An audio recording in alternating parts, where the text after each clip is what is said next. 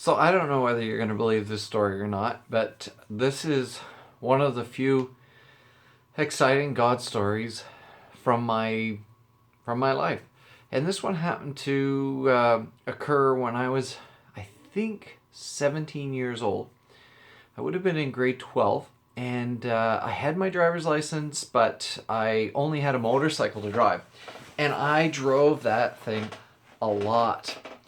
So I was gonna go for this trip down to visit this person I had never met before, on the recommendation of a close friend of mine who was older than me, and it was a trip down to the southern part of Maine, and I ended up stopping at a number of places on the way down.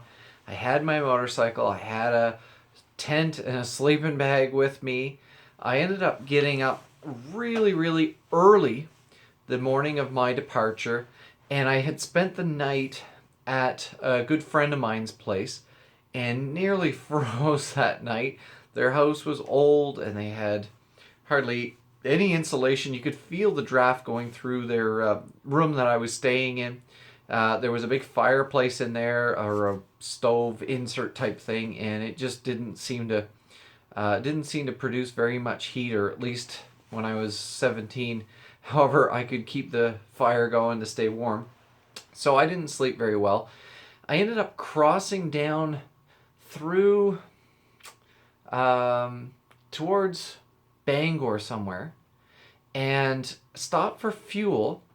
And this guy came up to me and was interested in my bike. It was an older BMW, I believe it was a 1973 that I had fixed up, and so it was a pretty unique bike at the time, and it was a conversation piece, really.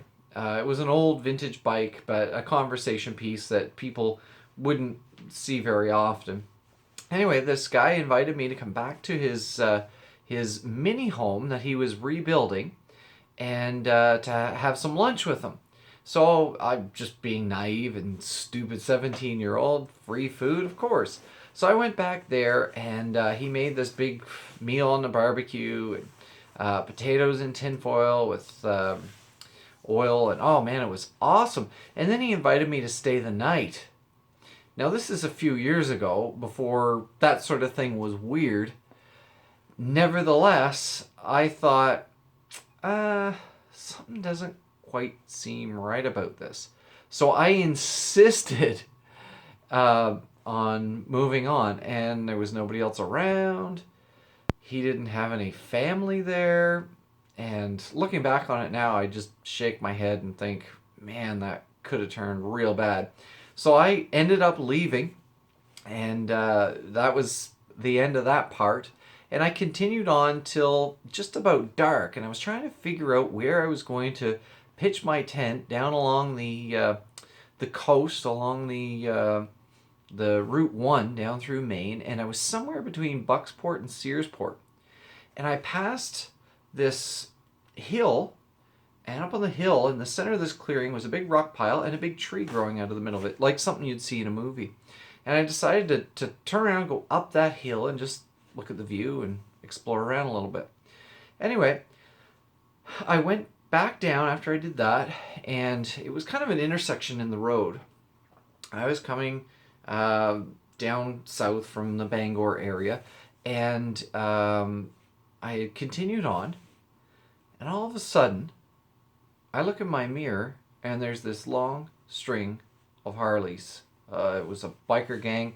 I expect there was between 20 and 30 bikes, and I'm driving along in the left-hand part of the lane, and the lead bike ahead of me didn't move over into the right hand and stagger like bikers usually do. So I had kind of sensed that this was a bit of an aggressive move on their part. And they were following along behind me, and I had been told stories about people getting mugged and beat up and all sorts of terrible things. And I will continue this story in the next video.